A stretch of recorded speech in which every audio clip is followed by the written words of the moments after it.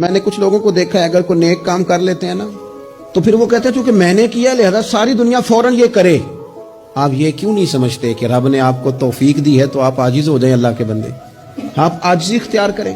وہ کہتے ہیں چونکہ میں کرتا ہوں لہذا میں اب اتنا بڑا آدمی ہوں تو فلانے فلانے فلانے فلانے بندے تو ٹھیک ہی نہیں. حضرت سعدی شیرازی کہتے ہیں کہ تہجد کا ٹائم تھا پرانے زمانے میں نا, لوگ مسافر اکثر رات مسجدوں میں آ کے گزارتے تھے تو کہتے ہیں مسجد میں لوگ سوئے ہوئے تھے سارے, تہجد کا ٹائم تھا, میں تہجد کی نماز پڑھ رہا تھا, میرے والد بھی ساتھ تھے, تو میں نے اپنے ابا جی سے کہا یہ دیکھو کتنے بد نصیب ہیں, نفلوں کا ٹائم ہے اور یہ سوئے ہوئے ہیں.